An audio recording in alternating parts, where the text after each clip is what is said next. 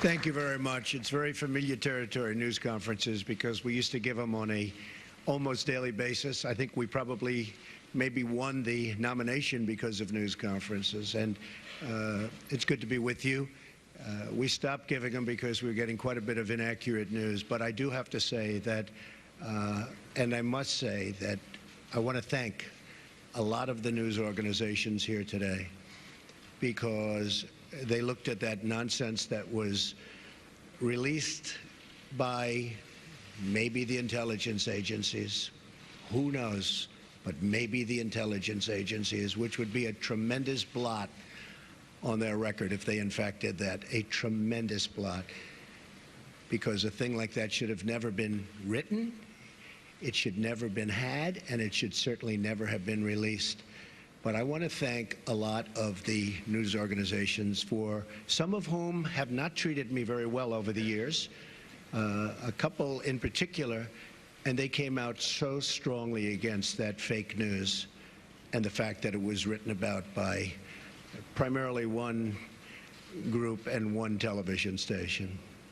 So I just want to compliment many of the people in the room. I have great respect for the news and great respect for freedom of the press and all of that, but I will tell you there were some news organizations, with all that was just said, that were so professional, so incredibly professional, that I've just gone up a notch as to what I think of you, okay? All right. We've had some great news over the last couple of weeks. I've been quite active, I guess you could say, in an economic way for the country. A lot of car companies are going to be moving in. We have other companies. Big news is going to be announced over the next couple of weeks about companies that are going to be building in the Midwest. You saw yesterday Fiat, Chrysler, big factory going to be built in this country as opposed to another country. Ford just announced that they stopped plans for a billion-dollar plant in Mexico, and they're going to be moving into Michigan and expanding very substantially an existing plant. I appreciate that from Ford. I appreciate it very much from Fiat Chrysler. I hope that General Motors will be following, and I think they will be. I think a lot of people will be following. I think a lot of industries are going to be coming back. We have to get our drug industry coming back. Our drug industry has been disastrous. They're leaving left and right. They supply our drugs, but they don't make them here to a large extent.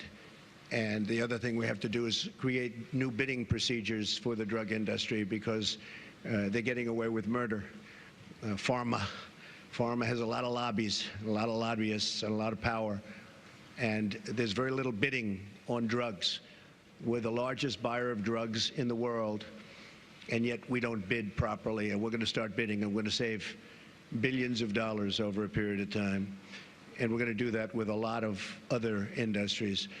I'm very much involved with the generals and admirals on the airplane, the F-35. You've been reading about it. And it's way behind schedule and many billions of dollars over budget. I don't like that. And the admirals have been fantastic. The generals have been fantastic. I've really gotten to know them well. And we're going to do some big things on the F-35 program and perhaps the F-18 program. And we're going to get those costs way down, and we're going to get the plane to be even better, and we're going to have some competition, and it's going to be a beautiful thing. So we've been very much involved, and other things. We had Jack Ma. We had so many incredible people coming here. Mr. Arnault. They're going to do tremendous things in this country, and they're very excited. And I will say, if the election didn't turn out the way it turned out, they would not be here. They would not be in my office. They would not be in anybody else's office. They'd be building and doing things in other countries. So there's a great spirit going on right now, a spirit that many people have told me they've never seen before, ever.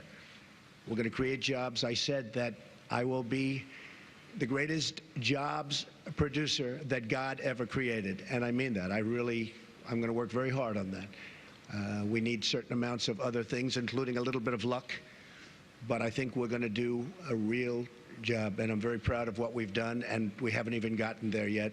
I look very much forward to the inauguration. It's going to be a beautiful event. We have great talent, tremendous talent, and we have all of the bands, or most of the bands, from the different segments of the military. And I've heard some of these bands over the years. They're incredible. We're going to have a very, very elegant day. The 20th is going to be something that will be very, very special, very beautiful. And I think we're going to have massive crowds because we have a movement. It's a movement like the world has never seen before. It's a movement that a lot of people didn't expect. And even the polls, although some of them did get it right, but many of them didn't. And that was a beautiful scene on November 8th as those states started to pour in. And we focused very hard on those states, and they really reciprocated.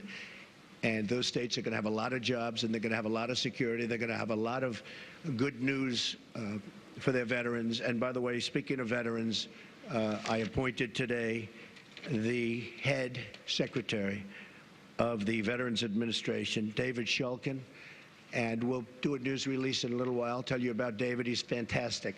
He's fantastic. He will do a truly great job. One of the commitments I made is that we're going to straighten out the whole situation for our veterans. Our veterans have been treated horribly. They're waiting in line for 15, 16, 17 days. Cases where they go in and they have a minor early stage form of cancer and they can't see a doctor. By the time they get to the doctor, they're terminal. It's not going to happen. It's not going to happen. So David is going to do a fantastic job. We're going to be talking to a few people also to help David.